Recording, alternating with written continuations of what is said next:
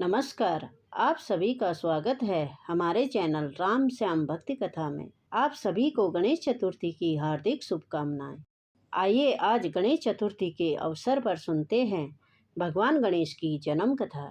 एक बार की बात है, कैलाश पर्वत जो कि भगवान शिव और माँ पार्वती का निवास स्थान है, जब माता पार्वती स्नान कर रही थी, उन्होंने अपने उपटन से एक सुंदर बालक की रचना की और उस मूर्ति में प्राण डाल दिए। वही उनके पुत्र बने गणेश।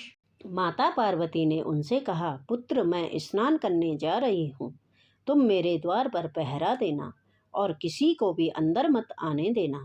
वह बालक अपनी माता के प्रति अत्यंत निष्ठावान था। तब भगवान शिव बाहर गए हुए थे। जब भगवान शिव घर लौटे तो गणेश जी ने उन्हें प्रवेश करने से रोक दिया, क्योंकि गणेश जी नहीं जानते थे कि भगवान शिव कौन है। भगवान शिव ने जब इसका कारण पूछा तो बालक ने कहा, मेरी माता भीतर स्नान कर रही है। उन्होंने मुझे आदेश दिया है कि मैं किसी को भी भीतर नहीं जाने दूं। उस समय गणेश को यह ज्ञात नहीं था कि शिवजी ही उनके पिता है। वह तो केवल अपनी माता के आदेश का पालन कर रहे थे। शिवजी भी बालक को पहचान नहीं पाए। अपने ही घर के द्वार पर रोके जाने से वह क्रोधित हो उठे। उन्होंने अपने गणों को आदेश दिया कि इस बालक को यहाँ से हटाओ, परंतु माता पार्वती के आशीर्वाद से वह बालक अजेय था और उन्होंने समस्त गणों को पराजित कर दिया। अंत में भगवान शिव को बहुत क्रोध आया और वे स्वयं उनसे युद्ध करने लगे और शिवजी ने अपने त्रिशूल से वार किया और बालक गणेश का सिर धड़ से अलग कर दिया। कुछ समय बाद जब पार्वती जी बाहर आई तो अपने प्रिय पुत्र का शव देखकर विलाप करने लगी। उन्होंने शिवजी को बालक की वास्तविकता बताई और क्रोधित होकर कहा, यदि मेरे पुत्र को जीवित नहीं किया गया तो मैं संपूर्ण सृष्टि का विनाश कर दूंगी।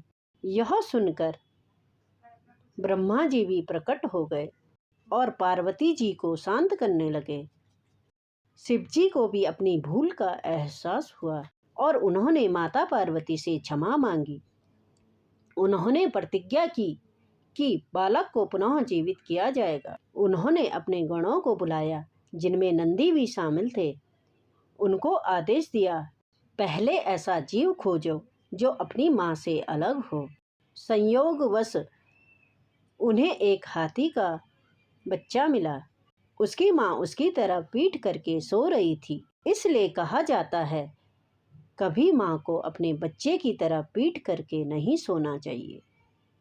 उन्होंने उस हाथी के बच्चे का सिर लाकर भगवान शिव को दे दिया। उस सिर को भगवान शिव ने बाल गणेश के सिर पर स्थापित कर दिया। इस प्रकार बालक गणेश पुनः जीवित हो उठे। शिवजी ने उनका नाम गणेश रखा। माता पार्वती को अपने पुत्र को जीवित देखकर बहुत प्रसन्नता हुई, परंतु वे उनके विचित्र स्वरूप से बहुत चिंतित हुई कि कहीं उनका उपहास न किया जाए। यह देखकर शिवजी ने समस्त देवताओं को बुलाया और उन्हें आदेश दिया कि वे बालक गणेश को वरदान प्रदान करें। सभी देवताओं ने गणेश जी को बहुत से आशीर्वाद दिए। उनमें से सबसे बड़ा आशीर्वाद यह था कि किसी भी शुभ कार्य, विवाह, यज्ञ, व्यापार, उत्सव, किसी भी चीज के प्रारंभ में गणेश जी की ही पूजा की जाए और उनका ही उच्चारण हो। उन्हें बुद्धि, विवेक और ज्ञान के देवता का स्थान प्राप्त हो। यह पौराणिक कथा हमें सिखाती है कि क्रोध हमेशा हानि पहुंचाता है। क्रोधवश लिया गया निर्णय अपनों को भी कष्ट दे सकता है और कभी कभी उस गलती को सुधारा भी नहीं जा सकता। इसलिए हमें धैर्य रखना चाहिए और विवेक से काम लेना चाहिए। गणेश चतुर्थी का पर्व हमें यह सिखाता है कि दृढ़ संकल्प और माता पिता की आज्ञा पालन सबसे बड़ा धर्म है। साथ ही यह संदेश भी मिलता है कि हर अंत एक नई शुरुआत का मार्ग बनता है।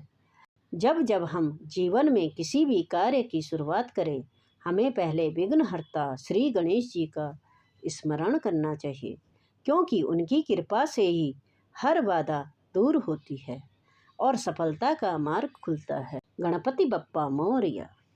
विघ्नहर्ता श्री गणेश जी आपको सुख, शांति और समृद्धि प्रदान करें। जय श्री गणेश।